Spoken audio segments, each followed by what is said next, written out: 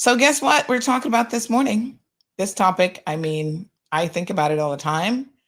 I feel like sometimes I talk about it even on this program, but we're going to be talking about getting better sleep. Is it something that eludes you? It seems to elude me, that's for sure. Oh my gosh. Every night I'm like, I'm going to go to bed earlier. I'm going to do this. I'm going to do that. And it just never happens. I shouldn't say never. Some nights the body's just like, listen, don't play with me. I'm tired right now. So we're going to be talking to a number of experts this morning who's going to give us some good advice. It's Better Sleep Month. If you didn't know there was such a thing, now you know. Paul, Miss Alba, buenos dias. Gladys, thank you so much joining us from Rotan. And of course, Aliano is here from Windsor Park. So let's go ahead and start welcoming your guests. Let's start first with Shamari Scott, who's the Chief Business Officer. Good morning, Shamari. Good morning, Sandy. How are you? Yes, I'm good. I'm hoping that you're getting better sleep than me, but As you can see, I have my usual background now today. Yes, So very last good. week, just to let you know, my Uh-huh. sister was walking to get her doctorate at Temple University. So Oh, that's why I had the different background. yay! So Dr. Oh, McKenna you were Scott was there. was walking, and that's why I had the different background. I had to Oh, take the entire so, family to go up to see oh my gosh, first doctor so in our proud of immediate family. her. Dr. Yes, Scott. yes, Nice. yes. Congratulations, Mickey. Send us a little picture. We'll post it up on social. I Um, most definitely will. yeah, Um, she's been working on this, folks. This is her accolades and her just victories in this regard belong to all of us. This is just an amazing moment for her proud, and for proud, the proud big brother moment. Yeah. yeah, absolutely. All But right, well, welcome. Good Sandy, morning. just to state that I know today we have a lot of guests, which is Yes. great. But persons would know Dr. Archita, and I know you're going to bring them on shortly. Mhm. She's been with us from the inception.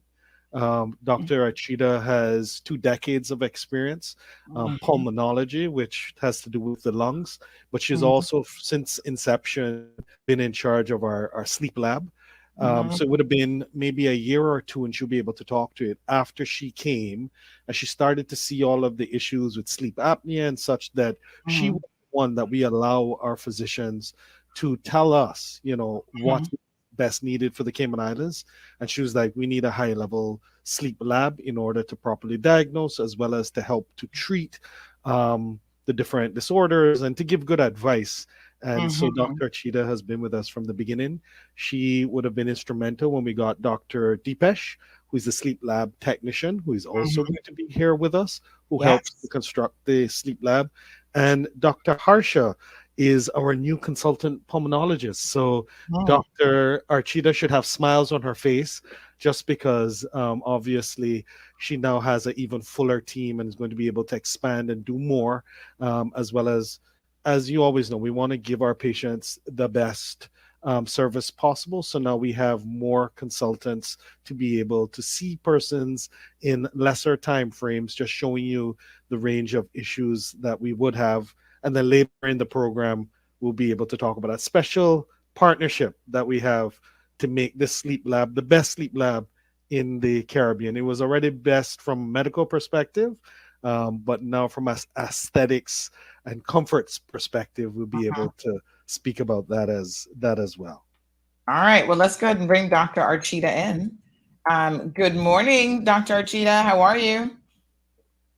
You've got your mic on. Just unmute yourself for me, please. Sorry, good Yeah, that's morning. okay. Good morning. Good Special morning. smile to Show Shabari. I am happy. Thank you, and thank you for having us here today. Yes, absolutely. So, wow. So you are the critical care and sleep medicine. You're in charge of that aspect as well as consultant pulmonologist. So it sounds like you have your hands full. We're going to talk about some of the aspects of, sleep this morning, which I think a lot of people are particularly interested in. We also have Dr. Deepesh, who is here with us. Good morning, sir. How are you? Good morning, everybody. Good morning, Sandra. Good morning, Shumari. Good morning, Ashita, ma'am. I'm Yes, good. Sandra, how are you? yes, very good. So Dr. Can you hear Deepesh me? is a sleep lab technician. Does that mean that you don't get very much sleep? Are you up all night with people? You're watching people, or how do you No, sleep? sir. I wonder. when I hear a title like that. You're watching everybody else sleep. That is true. And I think he's not just our sleep lab technician, he's a sleep lab manager too. So he does all the, coordination and work in the daytime as well. Mm-hmm. So Right. I don't think he gets a lot of sleep. All right. We also have Dr. Harsha, who's a consultant pulmonologist. So good morning, Dr. Harsha. How are you? Hi, I'm good. Good morning, everyone. Yes. Good morning. Yeah. So, Dr. Harsha, now I see your professional titles here, and I want to inquire about how a pulmonologist relates to sleep, if at all. So we'll talk about that a little bit later on. But let's go ahead and welcome Jim in as well. Good morning, Jim. How are you? Good morning. Thank you for having us here. Thank you. Yes, absolutely. And Jim is going to give us a practical tip or two on how we can get some better sleep. So we'll get to everybody here this morning. This is an amazing lineup. So let's go ahead and talk about Better Sleep Month. I mean, it's amazing that there's such a thing, but I think it's fantastic because, again, it's just a reminder, when we have these awareness weeks, awareness months, it just reminds us of areas of our lives that we can focus on to try to make some necessary improvements. And of course, we get to have an entire, team of experts here on the program who can give us the medical advice, the practical tips to try to get better sleep. Because I have read and I've seen some interesting videos about those of us who simply don't get enough sleep, and more importantly, enough quality sleep, how much it is wreaking havoc in our lives. Like it will literally shorten the duration of your life. So Dr. Archita, talk about in general terms why good sleep, right? Good quality sleep is so important. Yes, just to reiterate, I mean, we all spend a third of our life, or ideally should spend a third of our life sleeping. 8 hours out of 24 in a day is what an individual adult's need is for sleep. And it's something that we're doing for a third of our life isn't important, then I'm not sure what is. So, just like good diet, exercise, sleep is equally important for our health. And I think most of us underestimate its importance in our life. And that's why the need for these awareness months, the need for awareness about what, poor quality of sleep can do to you.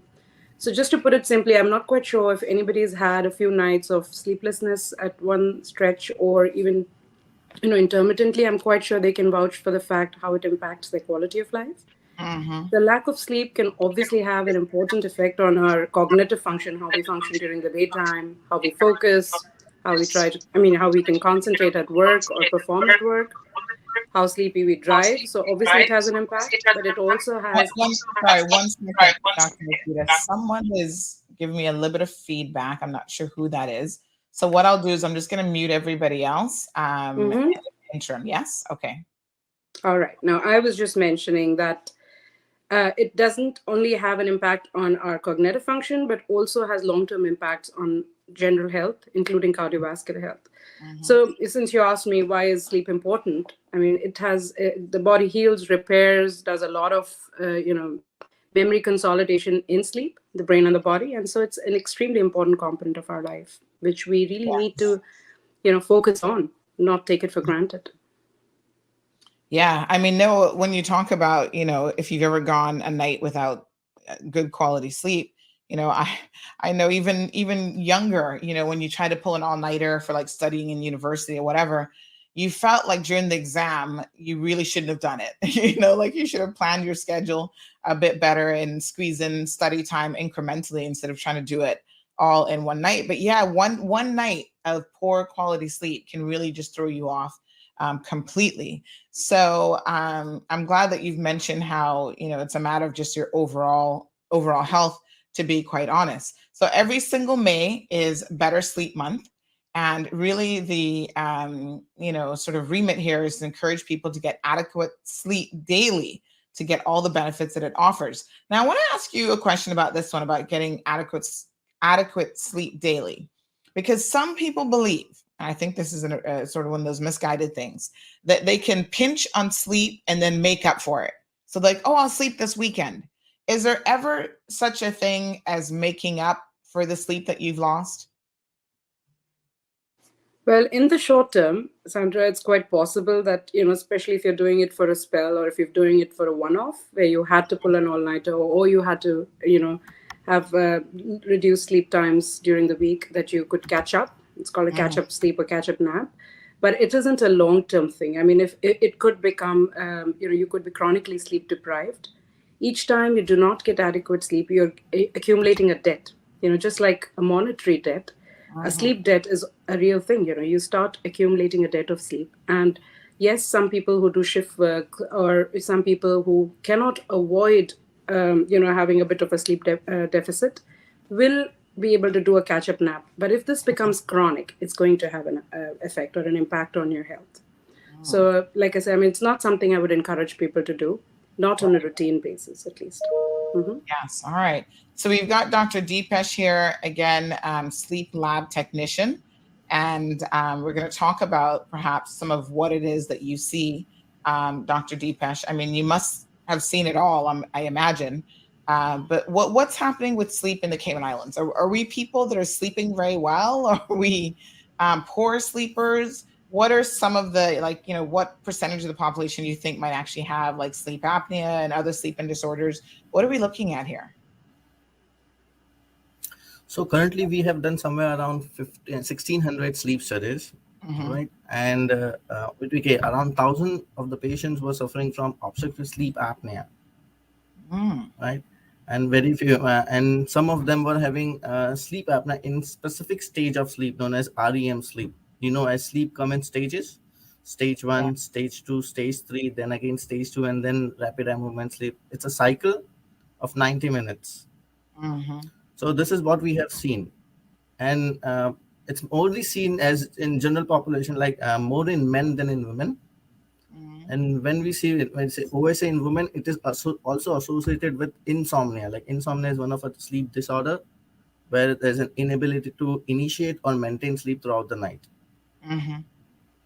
Wow. Okay. That sounds quite serious. Now, I know a few people who suffer from really severe cases of sleep apnea, which we'll talk about in a little bit. But let's first discuss the sort of 4 measures that you use to, the 4 factors rather, that you use to measure sleep quality. Because it's not always about the quantity of sleep, but the quality being extremely important.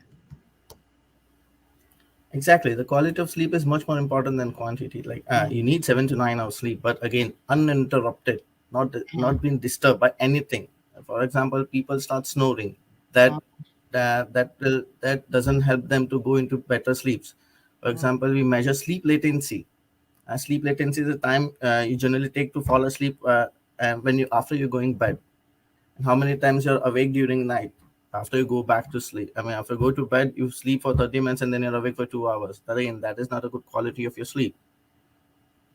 Then any kind of sleep disorders, for example, restless leg movement. People keep moving their legs or their limbs in their sleep. That disturbs their sleep. People who snore, they don't go into deep sleep stages of their sleep. And again, obstructive sleep apnea is one of the most common sleep disorder where you pause while breathing when you sleep for at least 10 seconds.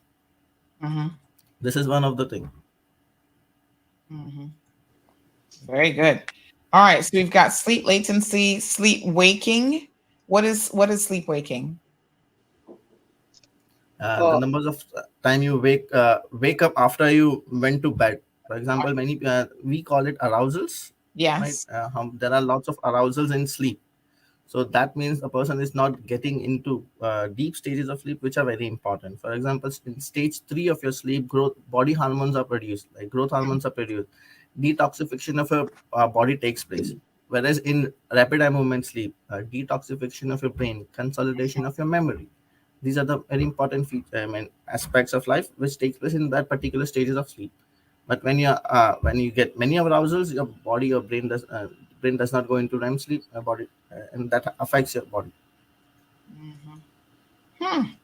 Well, I have a problem with that. I mean, we're gonna perhaps show you some of my rudimentary numbers, and you can give me your feedback. But we're also looking at sleep efficiency. So this is quite an interesting term. Correct. Sleep efficiency is like the time you go to bed and amount of time spent in bed and amount of sleep you got divided by 100%, right? Sleep good of sleep efficiency anything about it. 90% is very good, and if a person is getting somewhere around 80-85%, we may consider it okay. The person is getting good. My sleep efficiency is good about that particular person. All right. So Dr. Archita, I mean, Shamari mentioned at the introductory stage that you had some concerns, you know, I guess when you started to see people coming in to Health City, that really a critical care and sleep lab was necessary. And now you're continuing to add to your staff complement. What made you worried when you saw people coming in? What were some of the major areas of concern? So a lot of people who come to pulmonologists have obviously, I mean, we're lung specialists and would have respiratory issues or respiratory disorders. And there's a very strong overlap, or even for that matter, chronic health issues. And there's a strong overlap of these individuals with those who have obstructive sleep apnea. And so a lot of pulmonologists do graduate into practicing sleep medicine as well. Just like some neurologists do, some dentists do, branch into sleep medicine, or would look into such disorders, or ENT surgeons look into sleep disorders. So you had asked this question at the onset, how pulmonologists get involved in sleep. Yes. So we do additional training, try and get more familiarized with sleep-related disorders, and that is because sleep-related breathing disorders are a very common phenomenon. Obstructive sleep apnea is the second most common sleep disorder worldwide and affects a lot of people, particularly the populations that we see, of individuals who are already unwell or who have COPD or who are obese, who have, a lot of other concerns with their health, or who have other lifestyle-related diseases like diabetes or hypertension. So because of this overlap, and because, I mean, just like anywhere in the world, this region also, obviously, there's quite a bit of prevalence of these disorders. When you start seeing individuals, you notice that there is a lacuna, that they could get a standard of care lab in the region to be able to offer them gold standard studies. Of course, there have been individuals, and there still are people who do home-based sleep studies, which are fine for some individuals. But it's always a good idea to have a gold standard lab, where you can offer level 1 studies or do in-lab titrations, look at more complex disorders, even offer these services to children if necessary, or in individuals who have sleep-related other disorders, not just sleep apnea. We can look at those individuals and diagnose them better. So that is the reason why we had a thought of, this is something really important. And I did notice a bit of a deficit there. So that's what got us started. And I think we started our lab in 2015. The hospital started in 2014. I think the lab was inaugurated in August 2015 in that region. Dipesh has been with us since then. We've had another technician join us. So we have a big team. And now with Dr. Harsha coming in, I'm hoping we'll be able to expand, not just in sleep medicine, but in our pulmonology services as well. So, that's where we stand. Right. So we have some pictures on the screen, actually, of the sleep lab. Yeah, It looks and extremely Sandy, comfortable. you needed to have the drum roll, Yes. because just in keeping with Health City's ethos of always improving our service and our quality, we had a functional sleep lab that was pretty good, and just to take it to the next level, that's why we have Mr. Jim Gray here, who's actually from Tomlinson Furniture. So it's a partnership with Tomlinson Furniture. Obviously, from a medical perspective, we had a top-notch sleep lab. But now from an aesthetics perspective, comfort perspective, because in order for Dr. Archita, Dr. Deepash, and Dr. Harsha to with the equipment and the such to do their job, somebody needs to be in a home-like setting to get the type of sleep they would normally get at home to be able to properly monitor. So with the help of Mr. Jim Ray and his team at Tomlinson Furniture, this is the newly refurbished unit at Health City. This is a room in Health City that actually looks like this, that Tomlinson Furniture was able to come in and do such a wonderful job furnishing it so that persons can be at home when they're coming to do their sleep studies with us at Health Yes, City. very nice. Well, Jim, we're going to come to you in just a second. We do have a caller in the line.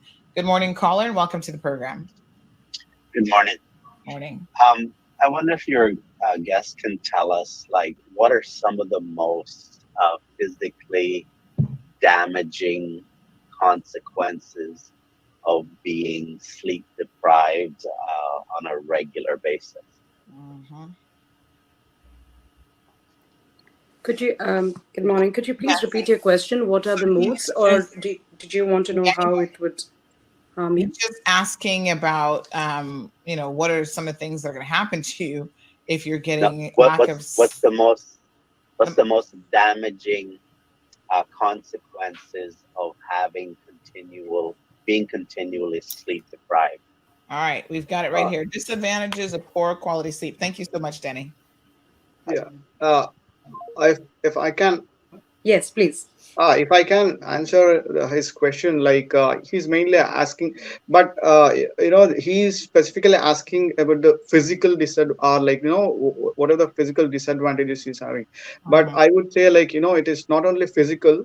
So there is like there is a cognition which can be affected, and also it indirectly affect physically.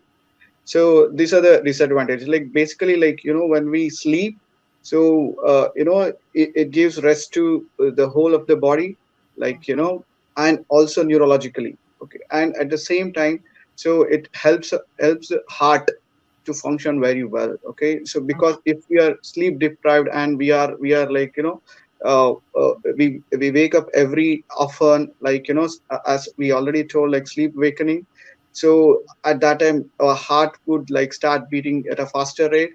And also, when we say that why sound sleep is needed, like as a pulmonologist, I would say when we are sleeping, so when we breathe, we take oxygen, right? So that should be available for the whole of the body to work, for especially for the brain and all the other organs.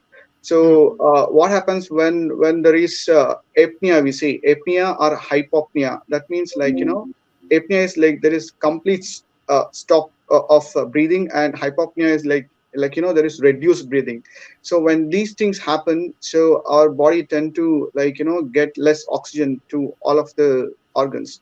So mainly as a consequence of this, so when people wake up in the morning, they would be lethargic, and they might doze off, like, as especially when he said, like, when someone is driving, so maybe they'll doze off while driving also. So that can happen, like, he can meet with an accident. So otherwise, overall his work, I mean, the quality of life will also come down, because, like, when they are working, so they cannot give their full to what they are doing. So when they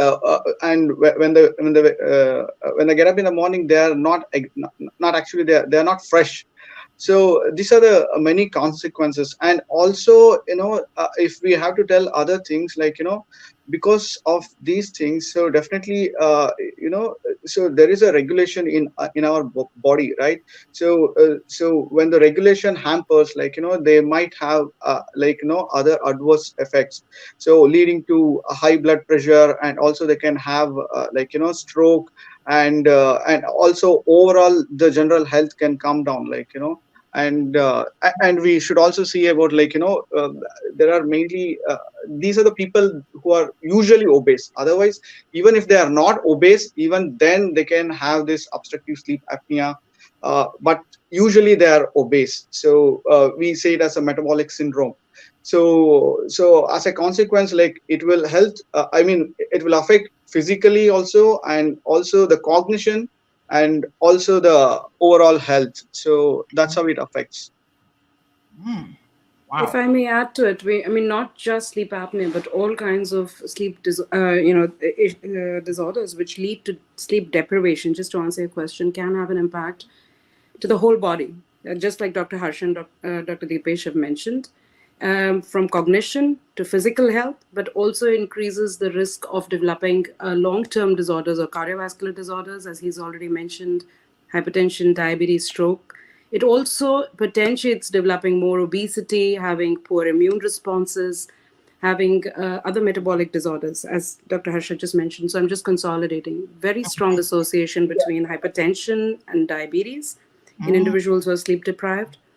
It can also increase risk to life from obviously accidents and other things that one may be prone to, but also from cardiovascular issues.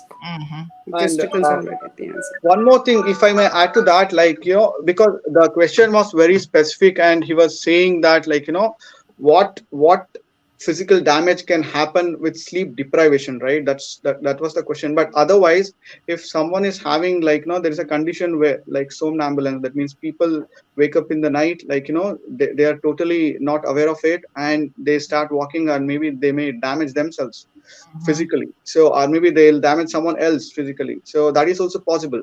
So sleep disorders are, it is not related to, I mean, there are different aspects for sleep disorders. So, as madam already told, Dr. Achita told, that, there is a neurological aspect. Even the ENT surgeons deal with that. As a pulmonologist, we mainly look into the airway obstructions. So these are the different aspects of the same. And even the psychiatrist or the psychologist is also involved, because there are so many different say, sleep disorders. So there are different components to it. So we have to look into that as well. Wow. So it sounds like, as Dr. Achita said earlier, you're spending a third of your life doing this. It impacts so many other things. We've known for quite some time, Dr. Achita, that there's a link even between obesity and insulin resistance. You talk about diabetes, all of these things, and good quality sleep. And every time I listen to experts talking about weight loss and trying to get on a better path of health in that regard, one of the things that always comes up is how much sleep are you getting, and if you're getting not just enough sleep in terms of the hours, but definitely the quality of sleep as well. We do have another caller who's joining the program. Good morning, caller. Welcome to the program today. Good morning. How are you? Morning. Not bad. How are you? Loving the topic. I suffer severely from sleep. Oh gosh. I actually don't sleep. Oh my goodness. So, the caller before me asked the question I wanted to ask. However, I do know I'm not getting enough sleep. However, the only thing that was mentioned in the list of issues that you might face was, I'm sure it's something everybody faces when you get up in the morning. You don't feel well rested, but that for me just lasts like 5 minutes. And then, and I normally get up from like 6 a.m. and I'm up until about at least 12, but most likely up until about 2 or 3 a.m. Wow. My perception of restless leg syndrome back in the day was,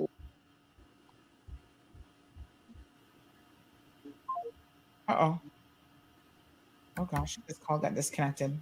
I think we lost the connection. Yes, looks like we lost him there. Hopefully he'll call back. I'm not sure what happened there.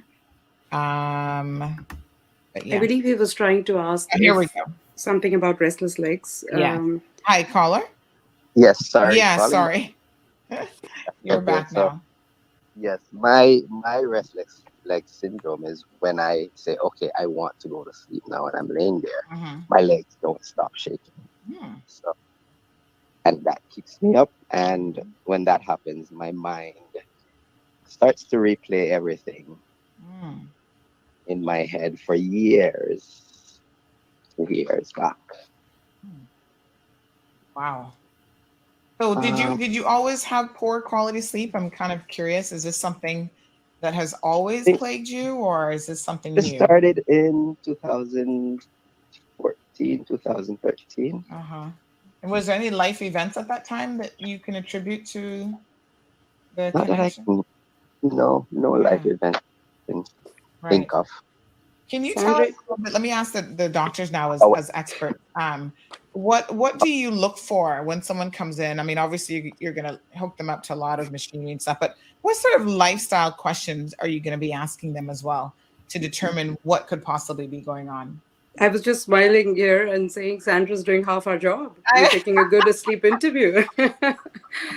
So, when an individual comes into a sleep clinic and we're evaluating them for sleep-related disorders, these are the typical questions we would ask. What is their problem, of course, and if there is any changes in their lifestyle or in their stress levels, either at work or at home, and particularly if this problem is insomnia or difficulty with falling asleep or staying asleep, but also to assess for any other sleep-related disorders, which are physical disorders like snoring, sleep apnea, or restless legs. Restless legs is typically a neuropathy, to answer the caller's question, and it usually involves irritation of the nerves involving the limbs, particularly the lower limbs. And it needs to be evaluated a little better. Of course, we could just treat it symptomatically or based on, it's a clinical diagnosis, it's a symptomatic, the symptoms itself lead up to the diagnosis, but it's a good idea to evaluate with a sleep study to rule out other sleep-related disorders, since he mentioned he has difficulty staying asleep and he has these problems. So these are things that we do in a sleep clinic, and when an individual comes in with any sleep-related issues, there's an interview. We typically also give them a questionnaire, but most times you'll just ask them the questions and say, okay, what is happening? How is it impacting your daytime? Assess what's wrong with their sleeping patterns. Sometimes, just like the caller earlier mentioned, he sleeps around 12 midnight, wakes up at 6. That's obviously an insufficient sleep time. So there might be a role to improve sleep-related hygiene or sleep habits around sleep time, or increasing the total duration of the time spent trying to sleep. So these are things that, these are non-medical inputs that we can provide. And then, of course, if there are medical issues, we deal with it. Yeah. If I may add to that, typically, see, so the other person asked about restless leg syndrome. That is like one of the condition, okay. But what we are mainly worried about is that affecting his sleep. So people may have many symptoms, but is it really affecting the sleep or not? So that is what is very important. So when we try to assess it, we will ask the other questions, and also we'll ask few questions like for example, if someone is snoring, so people often people snore when they're sleeping, but it is not a issue unless it is affecting their sleep, and unless it affects their breathing pattern. So what we usually ask is if they're snoring, is it increased recently, or usually we do not, as a person, when I'm sleeping, I do not know if I'm snoring or not, right? So usually we'll have to ask the other person, who's maybe a family member or maybe the partner. We'll ask them if is really snoring a lot. So that is one important question we ask. And otherwise we'll ask, is he the apnea spells, which is very important, simply we'll ask, does he stop breathing all of a sudden? Does he stop breathing and they suddenly get up, and then it is like a choking kind of thing which happens during sleep. So and we also ask when they get up in the morning, are they really they are fresh? If they had a sound sleep, they are fresh. Otherwise they feel they would have slept for some more time. And also we will ask if they doze off when they're at work, if they doze off, or if they're at rest and simply relaxing, do they doze off when they're sitting, for example. So these are the few questions that we can ask and assess if their sleep is really disturbed. So here, what is important is the condition is really affecting the sleep or not. If it is not affecting, we are not worried too much. But if it is really affecting, so then we have to treat that. Yeah. So caller, just one final question. Have you gone to see any sleep experts about, the issue that you're having? Or have you been trying to deal with it on your own? Say again? No, I was just asking if you've actually sought any professional help for the sleep issue. I have professional help.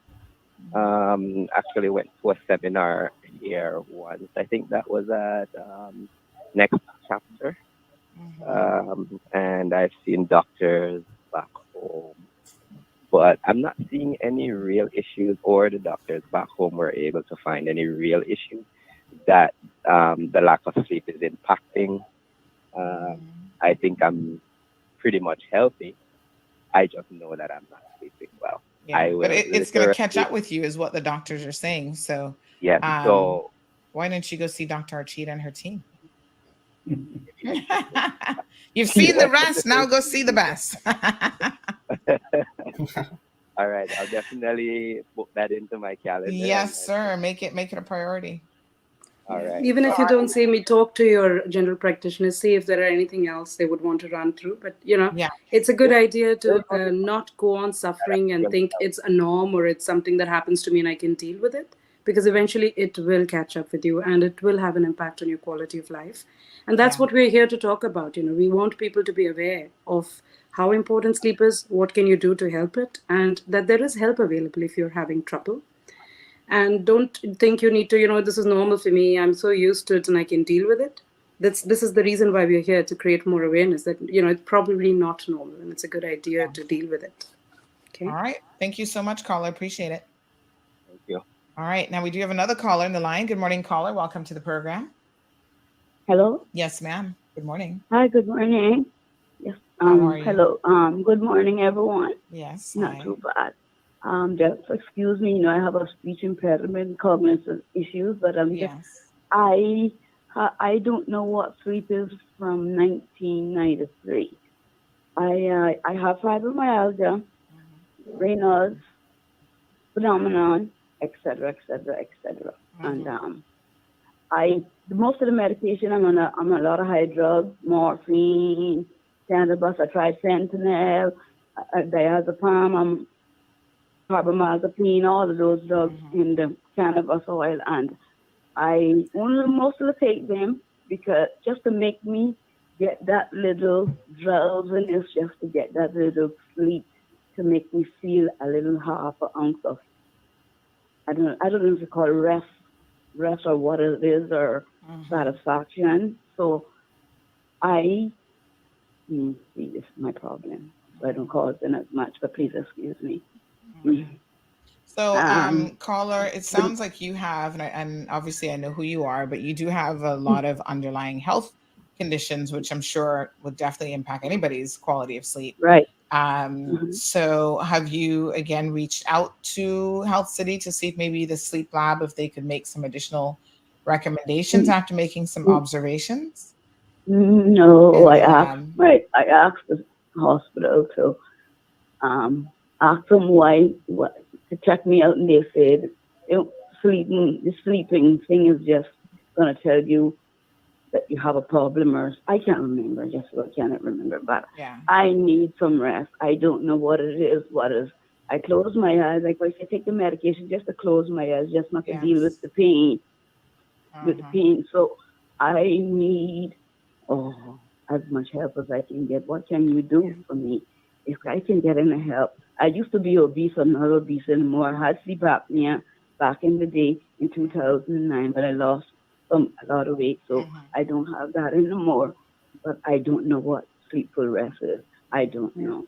I'm really sorry to hear about this. And I believe it's not just one thing that you would need help with. There are a lot of aspects here. Obviously, pain itself, or physical pain, can impair your sleep. And so you would need multiple specialties or multiple individuals to be part of your care team.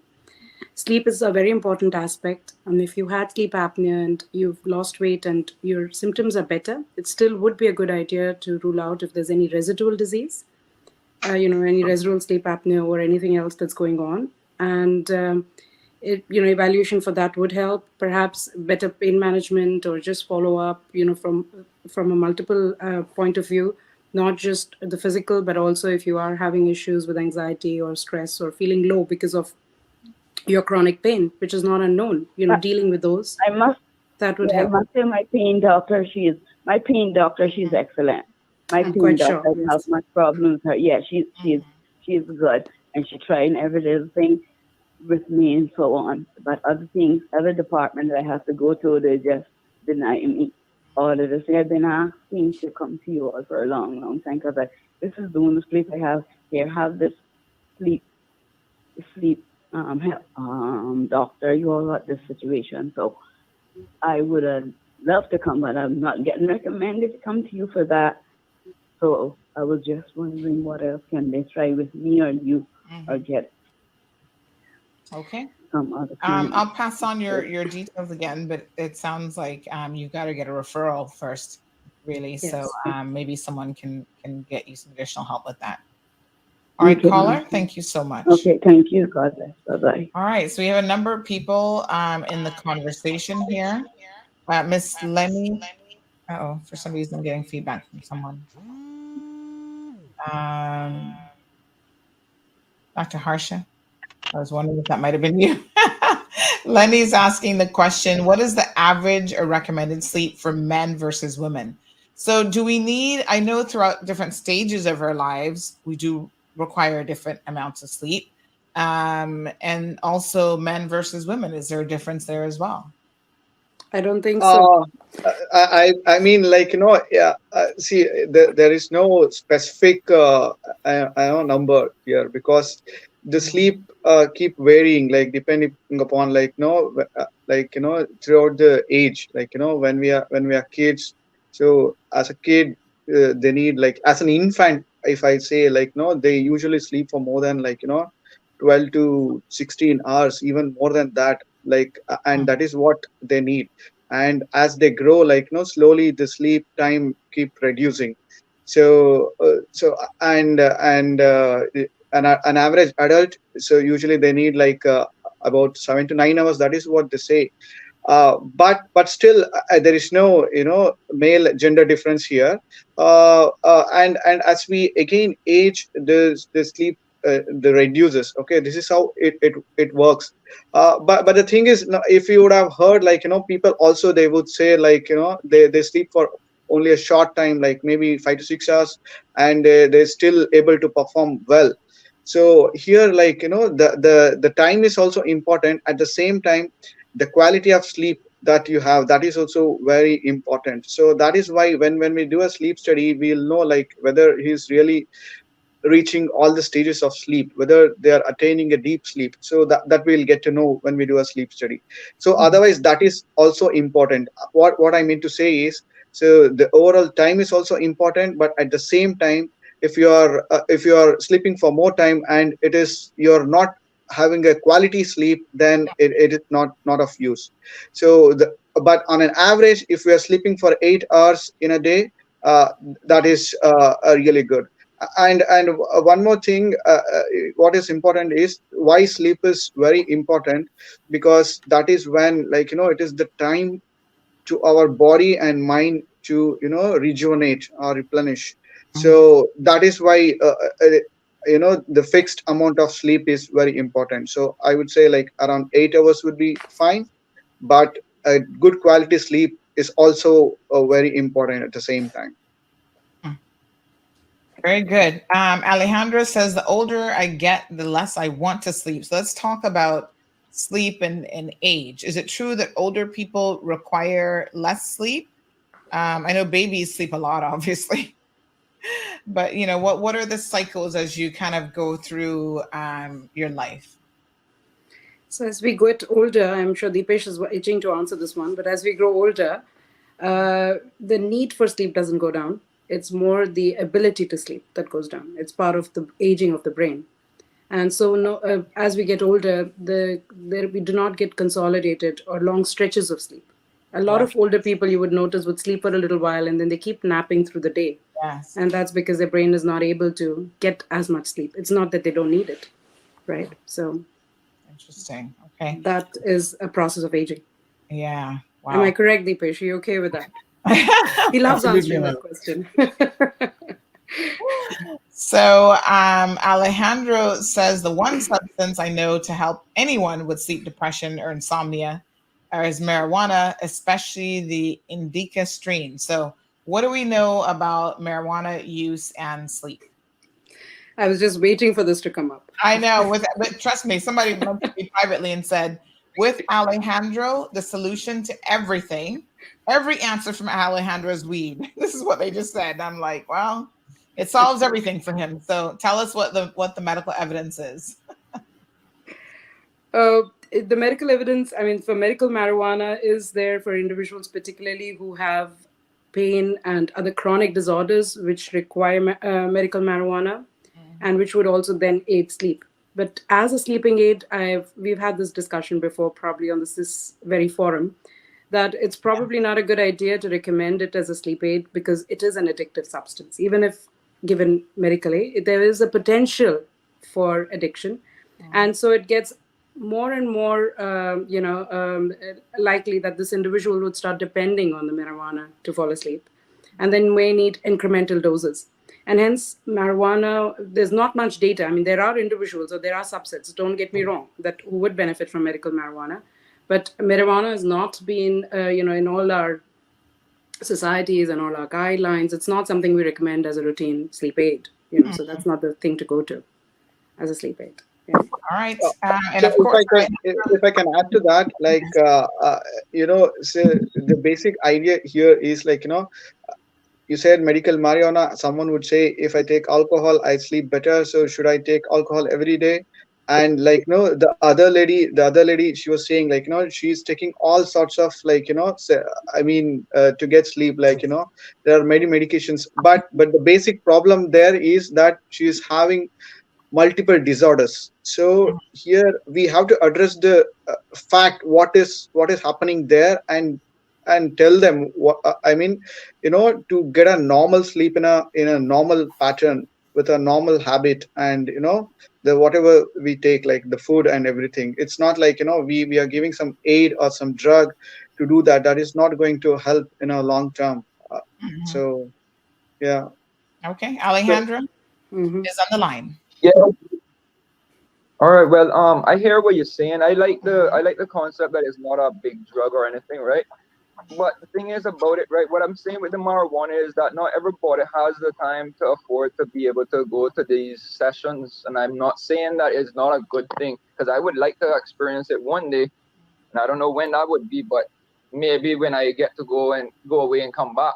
But other than that, I think that marijuana still is being less of a call a drug. I would say more of a medicine, like what you're saying now. It's supposed to be a medicine regardless if it's recreational or medicinal. I mean, the properties in it, if you extract one property to use it for a medicine and you extract the other because it's the psychoactive, if it's the psychoactive that is helping with that condition, because the two you cannot separate. I mean, I would assume you cannot separate the both and expect to play Romeo and Juliet with it. I mean, it's not going to work as good if you extract THC. They have to have some essence of THC to make it work. Okay, I mean, that's my thought. It cures cancer as well. So, I mean, go as far as medicinal purposes. It's not only just for chronic pain. And it helps you sleep. I would prefer to be addicted to marijuana than opioids. All right, my dear. Just saying, we have to rely on it. Thank you very much. All right, folks. So there's actually a sleep foundation that has some very, very interesting information about weed and or marijuana and sleep. And the research is, building, and it says that some studies have actually found a distinction between daily users and less frequent non-daily users and how cannabis affects their sleep. Those who use cannabis daily are more likely to report more sleep problems than occasional users or people who do not use cannabis at all. Well, that kind of flies in the face of what Alejandro thinks, but non-daily users report fewer sleep issues than both daily and non-users. So check this out. I put the link in the comment section. And it talks quite a bit. It goes into all of the details of what research has shown. CBD, has the potential to calm the nervous system, making it a really good choice to treat anxiety. But when it comes to actually, being your drug of choice for, sleep aid, you might want to look at what the research has to say. So I saw a question here in relation to that from Rachel. Rachel says prescribed medication can also be dependent A lot of them do Xanax, Codramol, oxycodone, and so on. These medications can actually kill you. So, what are we talking about here in terms of medications that are available? That's true. So, of the medications that Rachel has mentioned, I think only Xanax is usually used as a sleep aid. Others are used as analgesics or pain medications. But yes, agreed that medications are also, can cause dependency, and particularly medications from the group that Xanax comes from. But to be honest with you, we are not very keen, and that's why we're talking about all this awareness and improving sleep habits and whatnot, because we do not really want people to get dependent on medications. However, certain individuals who have disorders which warrant medications, or who have what we know as primary insomnia or chronic insomnia, they will end up needing medications, sometimes long term. Not every individual is the same. And I believe it's not really a good idea to generalize or say, oh, a particular medication is really bad and should not be had. It's a case to case decision that a physician, along with the patient, makes. And I don't think we should be discussing drugs or medications. And I do not encourage people to take medications to help sleep. And especially a lot of people do these over the counter meds. Well, some and short term may be okay. But if you're having long term issues, it's always good to speak either to your general practitioner, to your regular doctor, or come into a sleep clinic and talk about these things rather than self medicating or over medicating or having a prejudice against a certain group of meds. It's important that these things are individualized. This is like individualized medicine, right? Everybody's case is different. Everybody's requirements or problems are different. Okay. Samantha's asking about the benefits of magnesium for those that struggle with sleep. Magnesium in people who are having low magnesium levels, or particularly who have leg cramps, is a good option. Magnesium in everybody may not help, but no harm in taking for a short duration if you're having problems with sleep. It does help with, like I said, relaxing muscles and helping sleep better. Especially taken in supplemental doses, not therapeutic doses. Like a 1 a day, 400 milligram or 200 milligram should be fine. Okay. And I heard something like tart cherry juice is something that can help as well for people who are just trying to find. Is there any evidence to support that, or is that just an old wives' tale? See, it's a very complex scenario, I believe, and I'm sure Harsha has an input there too. But just quickly, because I feel a lot of these over-the-counter or home remedies, they have a lot of effects. The medical properties of the substance that they're taking, and also the placebo effect. The fact that you believe in it helps you sleep better. So, I mean, if it helps somebody, I see no harm in doing it. Yes, but, I'm going to start believing in Santa again. I think that might help me sleep. That's right. So a lot, and it's true for medical prescriptions as well. If you believe in something, it would work better for you, and that's just how the human brain and the body works. But there is no, like I would say, as doctors, we or people who believe in science, we only go with evidence. It doesn't mean other things do not work, but I don't have a lot of evidence backing certain things or backing certain other things, so I wouldn't want to comment on it. Yeah, I'm sure somebody else might want to. Yeah. So Andrea says that since her mom and brother died, she hasn't been able to sleep for more than 4 hours a night unless she uses a sleep aid. So obviously, if you can point to something specific like Andrea has, I'm sure the recommendation would be to address that issue, grief counseling, and if it's like pain that's keeping you up at night, whatever it is, you have to get to the underlying cause of the issue. So for Andrea, it seems like her sleep loss is directed or stems specifically from the loss of her loved ones. So that's something that she could potentially get some therapy and use some other coping mechanisms. Yeah.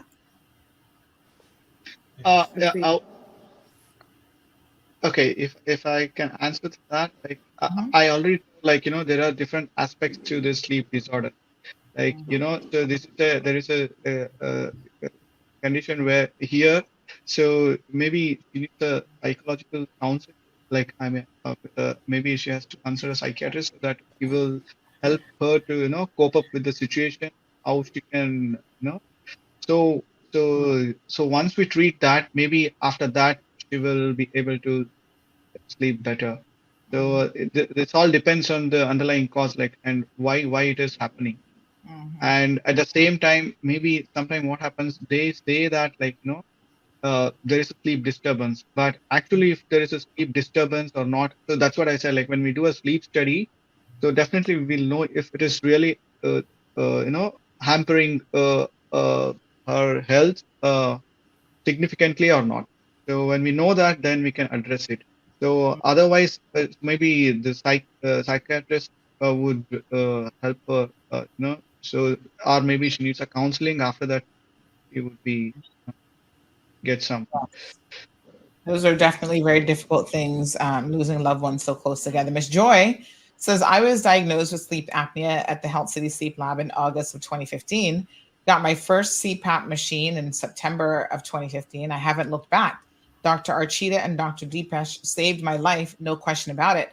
And you know what is so interesting is I had the opportunity to speak to Miss Joy Basteo about this months after she had been using the CPAP machine. And I mean, the testimonial that she was given in person was amazing. She's like, Sandy, I've come off of some meds, I've reduced some meds. Like, she didn't even know that the sleep apnea was impacting so many different aspects of her life, blood pressure and all these other things. And she was able to get a lot of those things under control. So when she says that it actually saved her life, there's probably no question about that. So that's quite amazing. Ms. Joy is truly a great ambassador of this cause, and I think I really appreciate her for, talking about it openly. And she's one of our first few patients, and she's been really good. And I think a lot of people do benefit. It's just the acceptance and the understanding of the problem that's important. Yeah. Yes. So I'm really happy she's reached out. Thank you, Ms. Joy. We do have another person sending this message via WhatsApp. They said, good morning. Dr. Archita is the best. I see. She is my doctor for sleep apnea and asthma. The sleep study test room is lovely and they do a great job. There's a tech monitoring you all night, and I only wish the sleep apnea machine was easier to use. It's hard to put a mask over your face. So I've heard some people say this before. They go on to say that I try to use it as much as possible, but sometimes I'm feeling like I'm going to suffocate. Are there different versions? Because I remember Joy telling me that there was like a smaller one that she used that didn't quite cover, like, I guess, as much of the face. So what are options for a sleep apnea machine that people have available? We'll let the patient answer this. All right, so there are different types of masks. First is full face. They fits at the bridge of your nose and cover your under lower lip and covers the entire mouth. And then recently we got something very new known as hybrid mask that fits below your nostrils and cover your lower lip. Works the same way, but is more comfortable. Then we have nasal pillows, nasal mask. Again, then there are some hybrid that don't have the attached holes at the front of the face. It is at the top of the head. More comfort, patient can move around, and that helps get better sleep. No obstruction in between turning and twisting. That helps. So as the patient mentioned, there are different interfaces. What interface we choose is determined by an individual's, of course, preference, face structure, their pattern of breathing, if they're mouth breathers or obligate nose breathers, if they have certain other disorders, depending on the type of pressure and type of mode of therapy they're requiring. So there are a lot of factors. It's not like we don't like giving people just a less obtrusive mask, but every individual's need may be different. Yeah, so that's how we need to determine it. So the interface is what we wear on the face. Yes. The machine is more or less the same. There may be different modes or different settings or different pressure requirements, but those are quite standard. But the interface is what most people complain about. Oh, I don't like wearing a mask, or I prefer something under the nose. But one size doesn't fit all, right? So we have to be choosing wisely. So it takes some time to get that comfort level. So when they're using the mask, initially maybe they find it difficult, but once they start getting the relief, maybe then after that they'll get used to it and they appreciate it. Yeah, so there might be a little bit of a learning curve like anything. Yes, okay, very good. All right, so we're starting to wrap up here just a little bit. We're going to talk to Mr. Jim about the sleep room, but Samantha says to try magnesium. She says it's worked wonders for her. Charlene has a question. She says to the panelists, what are the early signs of sleep insomnia? in your professional opinion, what is the best prescribed medication? So I know Dr. Archita said before you even start talking about prescribed medication, let's have a real sit down chat and see actually what's going on. But what are some early warning signs that people could be looking out for? Well, finding it difficult to fall asleep or taking longer and longer to fall asleep, having racing thoughts when you're trying to do that, not being able to stay asleep or waking up often in the daytime. In the nighttime, waking up early in the, or waking up in the morning feeling tired or having a lot of daytime tiredness. These would be some of the, features of having insomnia. A lot of times it's also a perception issue. So a lot of people feel they should get such set amount of sleeps and they don't get it. So they probably have insomnia. That's not always true. Like Harsha had mentioned earlier, that if you wake up refreshed and you're getting about your day really well, and you're not too much far away from what your routine has been, then maybe you can just take it in your stride and try and modify your sleep routine or your sleep hygiene.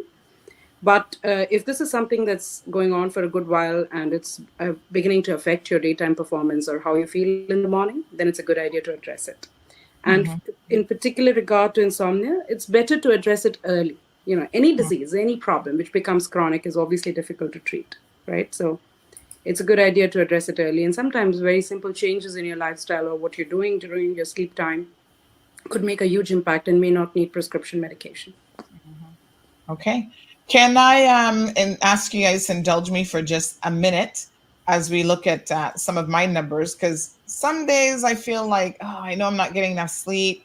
I do want to nap during the day if I stop. As long as I keep going, I'm fine. But if I stop somewhere, like I go to the hair salon, I'm like, oh my God, this feels so good. Can I just take a nap while I'm right here? But I used to track my sleep a lot with my Fitbit. And so I've got some numbers here. They're older numbers, but I wonder nonetheless if we could have a look at some of these and you can tell me what your thoughts are. So I have, the average for, let's go back to 2020. This was the week of October 12th. So I had a couple days here that I was consistently wearing the Fitbit. I was averaging 5 hours and 57 minutes. Is that enough in terms of the average? No, I think we've already talked about it. Most adults need between 7 to 9 hours of sleep.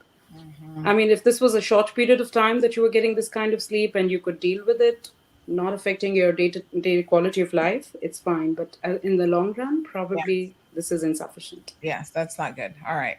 So, let me pull this back up here. So in addition to that, if I look at some of the specifics, so this one was kind of a bad night. I think I only got 4 hours and whatever. But, it's the sleep stages. So this REM sleep, I only got 1 hour and 28 minutes, according to this, of REM. What should be your target? So that was about 27.1% of my overall 5 hours worth of sleep average, right? So how long should you be in that deep sleep for? Well, like I said, there are two stages. Two concepts about sleep. Sleep Deepesh has already mentioned. So your REM sleep percentage seems quite adequate. Okay. The deep sleep may be a little insufficient, but you're not getting enough time, my dear. So that's the problem here. You can't get deep sleep if you don't give yourself enough time to sleep. So it's overall time. But yes, the deep sleep in percentage, if you were to look at it, is slightly less than what we would like it to be. Deep sleep is the N3 or delta sleep that we talk about here. Yeah. This seems a little better. Yeah, there's a lot of night-to-night variation. Yes. So this night was better because I got almost 6 hours this night. So I think going back to your point, just get more sleep because then get more sleep to allow more stages and to allow deep sleep and REM sleep. REM, as we know or may not know actually, but is more something you get towards the later part of your sleep. So you have to allow yourself to sleep that long to get there. All right, let's talk to Jim here. Jim. You've been patiently sitting there listening to all of this. I understand that you've got a solution for getting a better night's sleep. Well, we can certainly assist. Yes. Yeah. So how important is a good mattress to a good night's sleep? I would say it's crucial. You've got to feel comfortable. And one of the nice things about the partnership that we've done with Health City is Tomlinson's been helping people here in Cayman get a good night's sleep for over 48 years now. Right. So We've got 40 different mattresses in the store. Our staff are highly, highly trained. So when you come in, they'll actually work with you one-on-one to make sure that you find the right mattress that you can sleep on. And I mean, comfort is the key. If you're comfortable on that mattress, whether you sleep on your side or your back or your stomach or move around all night, whatever it is, our staff knows how to pair you with the right mattress and the right base. And of course, pillows and even the sheets are critical. I mean, there's lots of things that go into feeling comfortable and being able to relax and sleep through the night. So, yeah, we're really proud of our partnership with Health City. I think it's such a natural one since we've been providing mattresses here for so long. Really have the largest selection, the only ones that have the full warranties from the manufacturers. So, including adjustable bases and all kinds of things that can help with issues that people have. So, yeah. All right. So someone was asking about, Aliano says, can neck pain or infection in the neck region cause bad sleep and constant fatigue? I think any kind of pain will definitely impact your ability to sleep. Like, I hate when I'm going into, I feel like I'm really just falling asleep, and then my foot pain starts. I'm like, ugh, because that obviously wakes me up and that disrupts my sleep. So anything, a snoring partner, a dog in the bed or snoring dogs in the room. We've got a new puppy and I feel like I've had a child again. So, at night I hear every little noise that he makes every time he like moves around in the cage. I wake up. It's having to sleep with my daughter impacts my sleep. Like, she's not ready to sleep by herself yet. And that's one of the reasons why I said to my husband when we were talking about, oh, should we have another kid? I said, no, I can't go another 5+ years without better. Like, my sleep wasn't the best before, but I feel like it's definitely gotten worse now with a baby, right? With a toddler. And she's a poor sleeper as well. Do you have children? I'm curious about this. Do you see children, as being poor sleepers, and should parents be paying attention to how much their children are sleeping and what sort of quality sleep kids are getting as well? Yeah, this is a very interesting topic. Thank you for bringing it up. And I think Deepesh has a very good interest in this. He's done his research on this as well. We couldn't do it in Cayman because we weren't getting community surveys here. But sleep in children and adolescents, I mean, it's a very important aspect. And I think it's this time of the stage of development in an individual's life where good sleep habits need to be incorporated. Because a lot of children, and recently, obviously, with this technology boom and everybody being online all the time, being on social media, being on devices and apps all the time, there is a lot of a trend, or it's in trend, or it's fashionable to not be sleeping much and to be online or chatting with your friends. And that's something we need to inculcate in our youth, or in adolescents, or even in children who are just in school, that they need to focus on their sleep and how important it is. We've not been able to get there yet, but we want to get to a point where this is discussed as part of curriculum, or is discussed as part of training in school, or lifestyle changes in school, or counselors or teachers talk about it, about how important sleep is to your health in your life and how you should be focusing on it. And I think so that's very important. So even for your toddler, having good sleep habits. Now, some children may have difficulties in breathing because they have infections, they have a blocked nose, they have other things. Those things need to be addressed, obviously. In terms of whether we offer pediatric services, usually not very commonly. However, if there is a pediatrician who thinks that this particular child definitely needs to be, undergoing a sleep test, we have the ability and the capability of doing it, to do pediatric sleep studies in the lab as well. And there are a few we've done. But usually this is with referral, because, to be very honest, we're not, both Harsha and I are not pediatric pulmonologists or pediatric sleep specialists, but we can do the studies. Deepesh is well trained to do pediatric studies. So we can do these studies and report, but it's usually on referral, only when we are looking for a certain subset or disorders that we're looking for in a child. And Miss Jan was actually asking if there's any specific sleep aids geared towards teens that can help them get a better night's sleep. And I'm thinking of all the people to give a sleep aid, they're probably the ones that you don't want to put in anything. You want to look at lifestyle changes. That is true. That is true. Diet, exercise. Yes. getting off So of. everybody thinks of a sleep aid as a pop, a paracetamol, or a Tylenol, and get about doing work. That's not how things should be. It's an effort. It is a lifestyle. It's a choice we make, and I think that's more important to inculcate in your teens and adolescents rather than encouraging them to just pop a pill to help them sleep better. Yeah. All right. Well, this was a fascinating. Education is more important. Yes. Yes, absolutely. So this was a fascinating conversation. Here's a couple tips for getting a better night's sleep. Go to bed earlier. That's on my to-do list.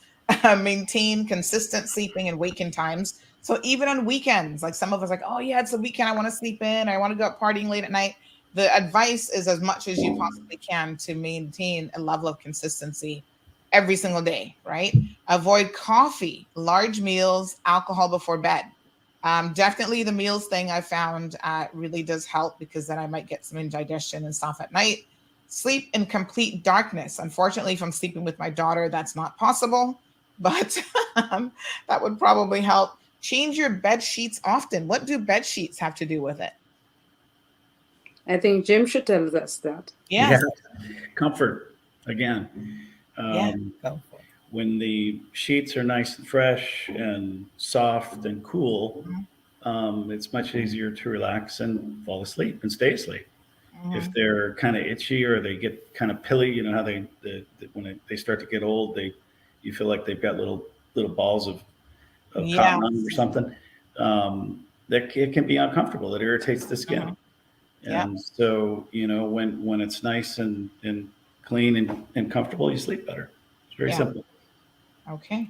Get more exercise. So exercise is important.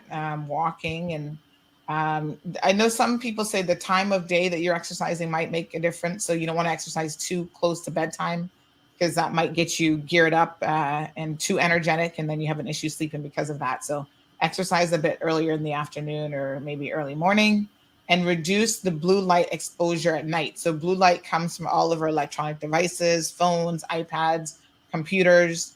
So put those down a couple hours before bedtime. I actually have my iPhone reminding me now to come off of the iPhone and get ready for bed. So at least an hour or two before it says, okay, it's time to start to unwind, put the phone down. And I've actually put my phone on silence as well at night.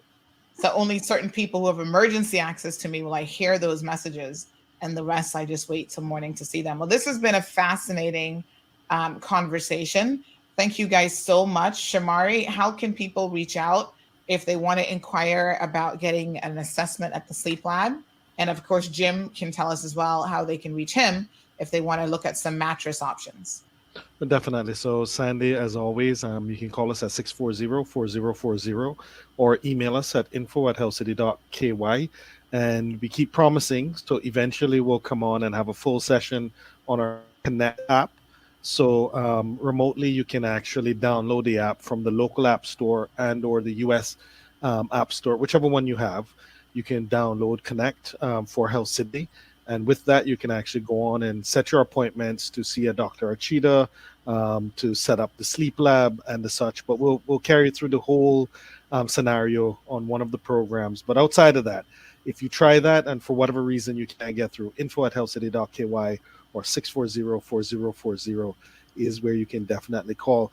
And Sandy, before next week as well, we'll definitely need to discuss the fact that yesterday, from an oncology cancer perspective, hooray, we had our first patients that would have actually gone to get the radiotherapy that was needed, that they didn't have to travel overseas to actually get that therapy. So a huge thank you to the And I health still need to arrange my tour. Yes, a huge thank you to the Health Practice Commission that worked in overdrive to make sure that we could get it approved so that those patients could get in, as well as the director and his inspectors from planning that also worked overtime to make sure that we could meet the needs of our patients. A huge thank you to all of them. And it's, history in the Cayman Islands. It's really commendable. Once again. Yeah, absolutely. Fantastic. Congratulations. So Jim Aliano thinks that a good mattress is going to cost too much and he has to start an OnlyFans page. Tell him why he doesn't have to start an OnlyFans page to afford a good mattress at Tomlinson Furniture. Like I said before, we've got over 40 different types of mattresses in the store. Yes. And if you come in, the best way to find one is to come in and work with our highly trained staff there. And if you don't know where we are, we're the 3-story gray building right there at the 4-way stop by HSA. And the people in the bottom floor there where we keep all the mattresses and bedroom furniture are very knowledgeable. They're certified in a lot of different trainings and can help you find one that fits not only your sleep habits, the best for you, but also your budget. And that's, Tomlinson's been trying to help people afford to, get what they need for many, many years, and they'll work with you. Awesome. Well, thank you guys so much. Thanks to all of our guests this morning. Try to get some better sleep. If you can't, definitely reach out to Health City Cayman Islands and see how their sleep lab can assist. All right, folks, have a good one. Thank you.